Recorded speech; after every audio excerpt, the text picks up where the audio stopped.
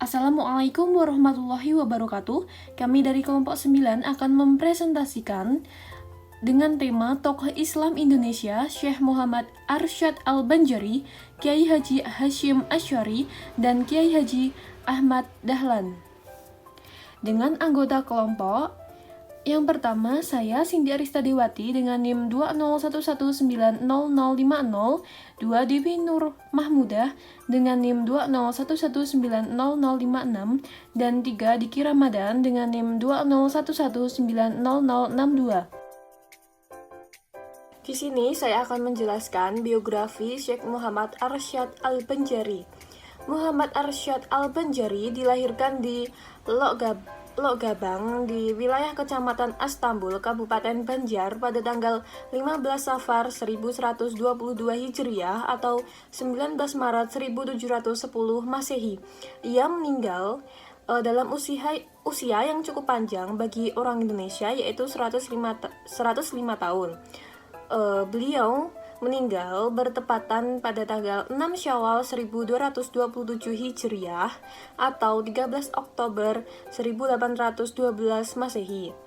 Dan beliau dimakamkan di Kalampayan, dan ayahanda beliau bernama Abdullah dan ibunya bernama Aminah. Beliau adalah anak yang cerdas dan pintar. Oleh karena itu, Sultan Tahlilullah berupaya meminta kepada orang tuanya supaya menyerahkan Muhammad Arsyad untuk dibimbing dan dididik oleh istana. Ketika beranjak dewasa, Muhammad Arsyad melanjutkan studinya di Mekah dan beliau menikah dengan seorang perempuan yang bernama Bajud.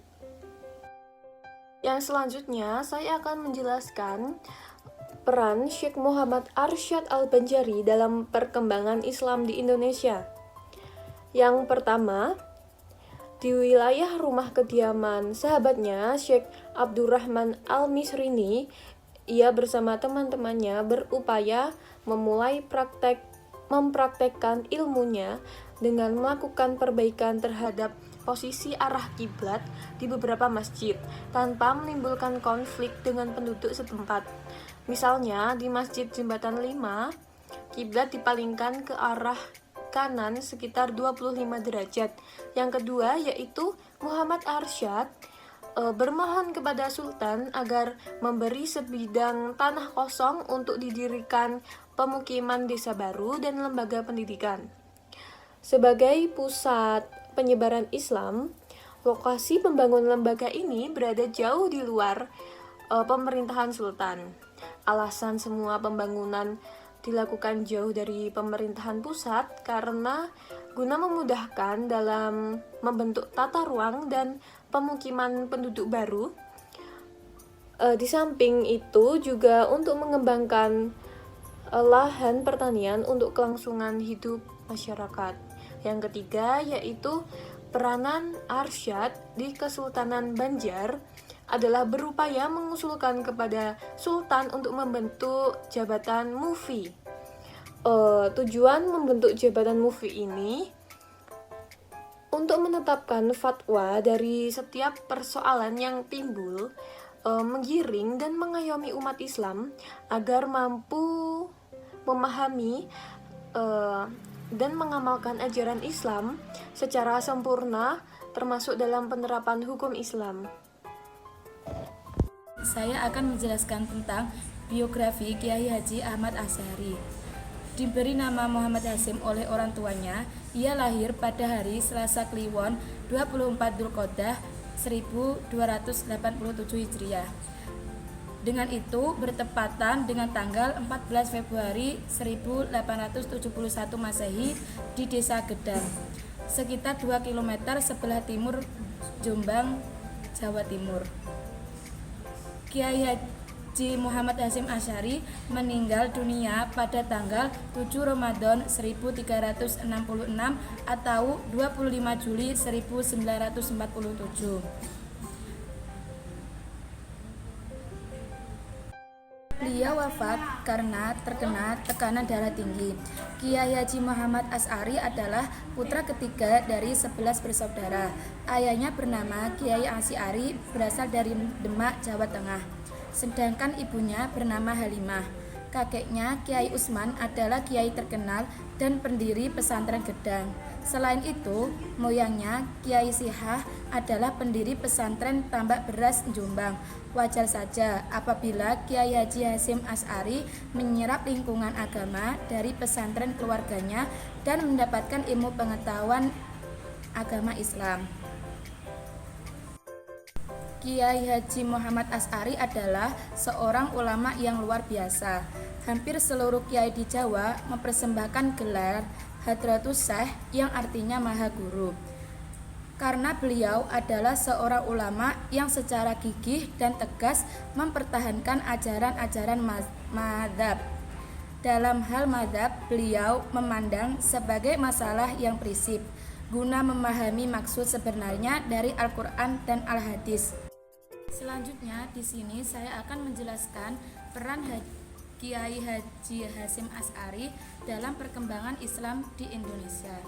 Yang pertama yaitu dalam rangka mengabdikan diri untuk kepentingan umat, maka Kiai Haji Muhammad Hasyim Asy'ari mendirikan Pondok Pesantren Tebu Ireng Jombang pada tahun 1899 Masehi.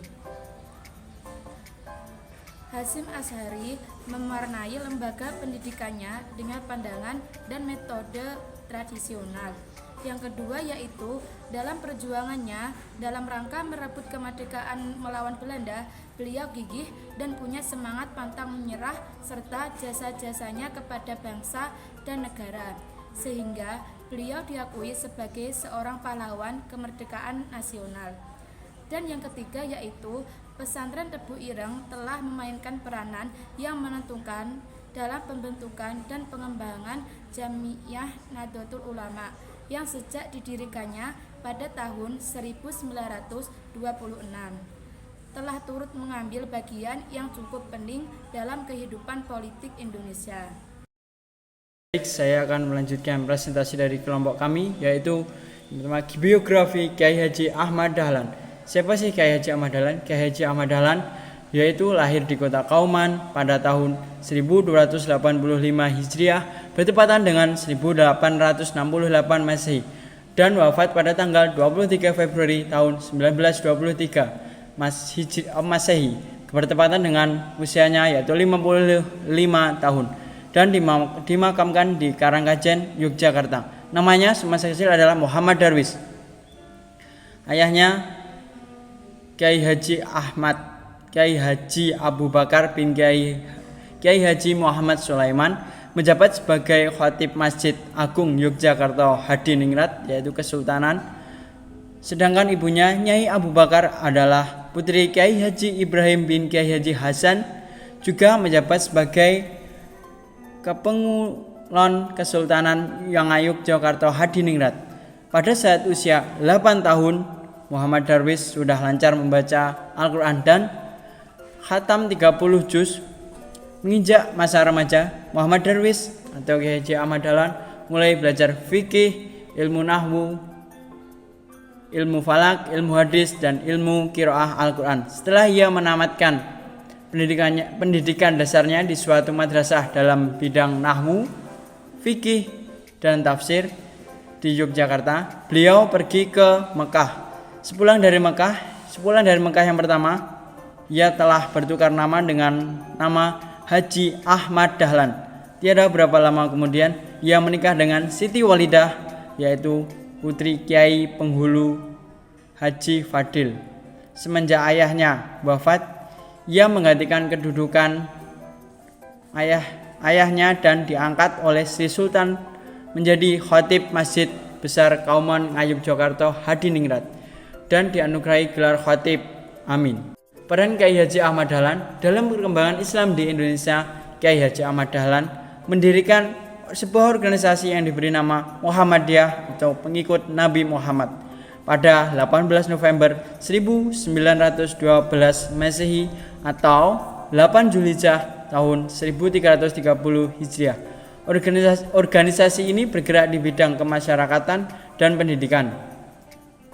Melalui organisasi inilah beliau berusaha memajukan pendidikan dan membangun masyarakat Islam.